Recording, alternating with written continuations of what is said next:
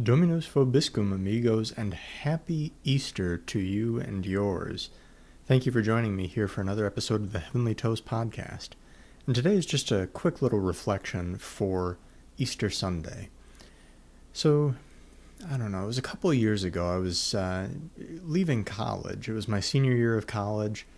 I was about to move on. I was completing my senior project and getting ready to go and everything like that.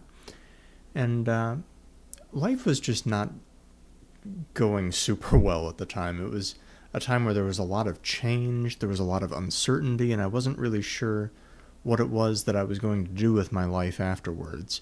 I had a job lined up after college, so that was great, but I was moving to a new area. I didn't really know. I had never really had a real job, quote unquote, before. So things just really were, I was feeling very down at the time that Easter rolled around that year.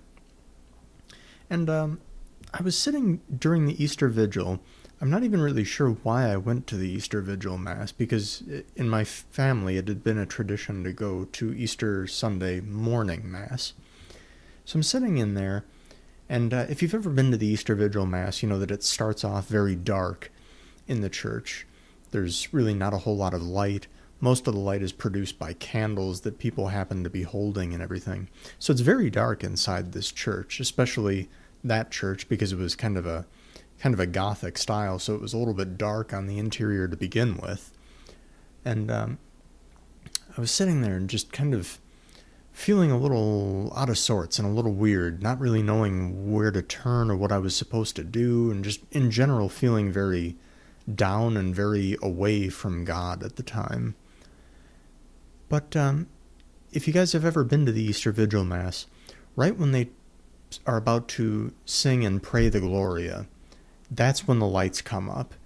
That's when all of the cloths that have been covering up the crucifixes and the statuary and everything get pulled off, right when they're singing this great hymn giving glory to God. And for some reason, I happened to be staring right at the first light that got turned on that night. And all of a sudden, light poured into my eyes, and I was literally blinded for several seconds. Like, I couldn't see anything because it had been so dark, and I was staring right at this first light bulb when it was turned on. So for 3 or 4 seconds, I couldn't see anything. And the Gloria starts, and all of the cloths start getting pulled off of the statuary, and all of the lights come up. And I can see the interior of this beautiful Gothic church. It was a really impactful moment because it really illuminated, you forgive the pun, but it really illuminated what it is that Easter Sunday is all about. This is the celebration of the resurrection of Jesus from the dead.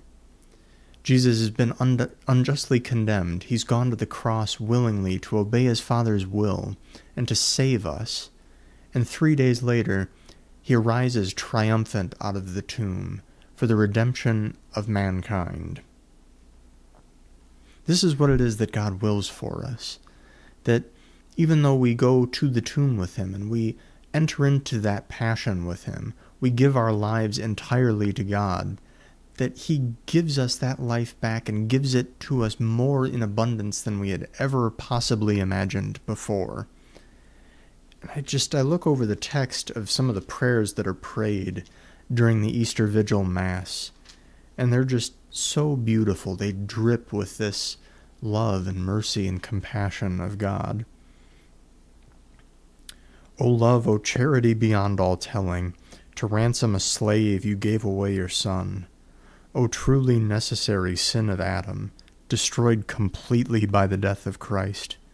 O happy fault that earned so great, so glorious a Redeemer. O truly blessed night, worthy alone to know the time and the hour when Christ rose from the underworld.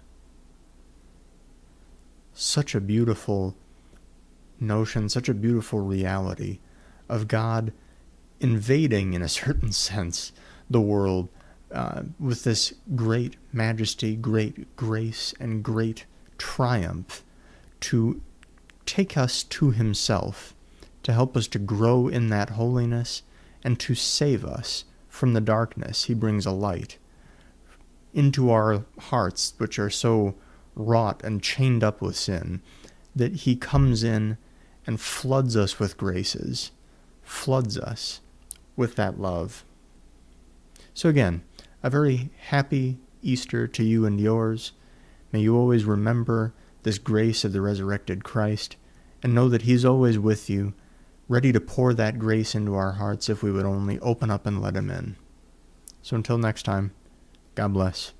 Stay in the state of grace. Cheers.